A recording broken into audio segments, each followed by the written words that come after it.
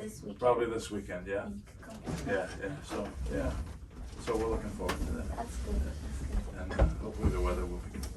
Hey, Brad. so sorry to interrupt. I've got this idea. I need to bounce it off you for this week's sermon. You know, it's Wednesday, and I'm trying to get things together. Yes. And so we're at a very early stage. But so here's the thing. This coming week, it's Ascension Sunday. Ascension Sunday is 40 days after Easter, when Jesus, the scene of the biblical passage is Jesus is gathered with his disciples for the final time before he leaves their sight and ascends to heaven, rises. And so the interesting thing about the passage this week is that Jesus says, I'll be with you always to the end of the age. I'll always be with you. And then the passage says, and he was taken from their eyes, literally taken from their eyes. And the Greek word for eyes is ophthalmon, which we get the word ophthalmologist. You know, we're all wearing glasses, so we've seen an ophthalmologist who diagnosed us and gave us our glasses. So taken from their eyes. But he says, I'm with you, but taken from their eyes. And so now the understanding is we have a different relationship with Jesus. Rather than the disciples seeing him and talking to him visibly as we're doing now, he's with them, but just not in the sense of their eyes. I was thinking about, wow, what can I do with this passage for a sermon? And I'm thinking about the biblical passage about we walk by faith and not by sight, not with our hearts of faith rather than eyes that can see certain things. And we're so visually oriented. Yes. And I think that actually interferes with being able to have faith because we want to see. Seeing is believing, we say. But how do we actually develop a life of faith? And I practice sometimes trying to live not so much by my eyes, and I'll take walks and I'll close my eyes and see how many steps I can take before I get scared and open them, because it's like, I don't know if I'm going to fall off a cliff or bump into something, and I can't do very well at it, but it's a little practice. And I'm thinking, well, what would it be like to live a life not so eye-oriented, but faith-oriented? So I'm Googling around, and I come up with this thing where I learned that there is an implant about the size of a penny that scientists have devised, have invented, that can be put in the brain of a blind person.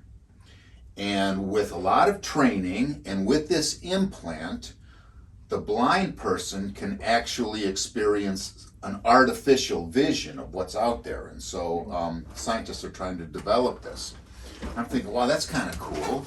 I'm thinking, wow, so someone who's blind can actually begin to see. I wonder how that'll change their lives. And then I'm thinking, well, what would happen if somebody invented an implant that would be put in your brain that would give you artificial faith, and you could then live a life of faith with this implant that you weren't able to do before. And I'm thinking, would you really want to have an implant that would give you artificial faith? Or would you decline? And if so, why? So I'm proposing to you, what if, Dennis, Carolina, Bob, I came to you today and said, I have this implant, and it'll give you faith. Do you want it or do you not? So I don't know. That's the question. I don't see how faith can be implanted. Faith has to be internalized, and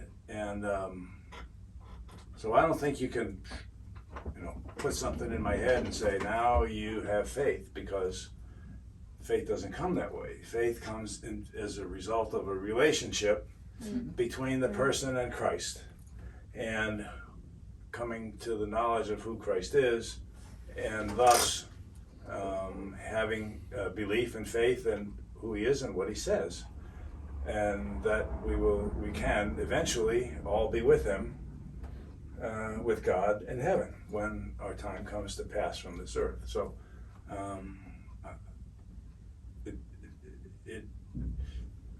faith is a result of belief and, I guess in my own case, reading and understanding the Bible and have faithful people talking to me about who Christ is and how one builds a relationship with Christ and what does that mean. And that's what gives you the faith and knowing who he is. So you would decline the offer of an implant? Yeah, I think I would. Now I have a question. So are these people who are getting the implant to see, do they get to see immediately after they No. get the implant? Okay, so this particular implant that's been invented does not work really at all until the person undergoes a lengthy process of training with somebody who knows the implant and knows how to teach a person how to use it. And in this particular case, it's a 6-month process, 5 days a week, sometimes a few hours each day, and they work together to the point where the person can then be able to actually employ and use this implant in a way that gives them artificial vision. Okay. So no, it doesn't come instantly. Okay. So I agree with Dennis's answer. Yes, you build your faith, and it's a journey, and it's a relationship with Christ. It doesn't appear just like that. But I would take the implant just because I do have faith. Christ is in my heart, but if this implant it's allowing me to explore my faith or be able to connect with Christ in a different level, why not? I would do it. Yes. I would not. Yeah? Come on, Bob, come on in, you can roll in. I just think technology is going a little too far with that. I just make my own decisions with what I know, and I just don't think I need that kind of thing. In any case, not only religion, anywhere else. Yeah. So the other part of the story, though, is that just the implant alone will not give you faith. Right. The person, the blind person, or whatever the limitation is, they needed 6 months of intensive training Yeah.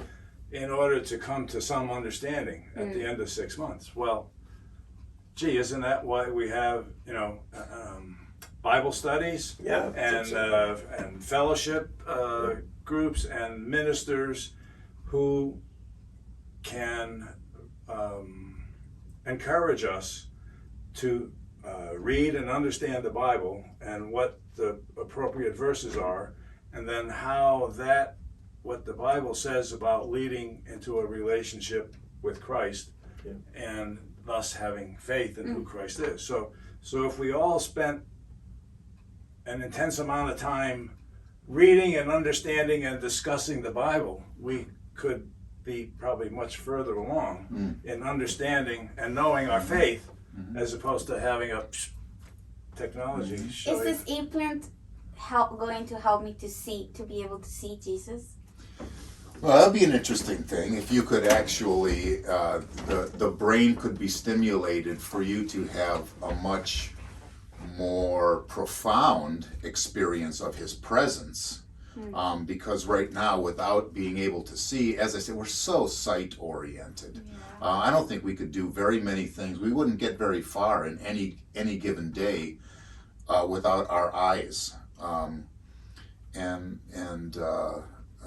So if you could actually have this visual image of Jesus with you all the time, that would be rather intimidating. Maybe we need a little break from that intensity.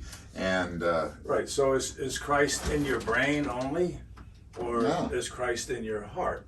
So you don't have to see Christ to know Christ Yeah. because Christ is Yeah. within you. Yes. Uh-huh. Not, Yeah. I agree. it's not a visual thing. Yeah. So you can see all you want in terms of pictures of Christ and whatever, the heavens opening and the dove descending, but unless it's internalized, unless you have it in your heart who Christ is, the rest of it is just graphics. You know, it doesn't.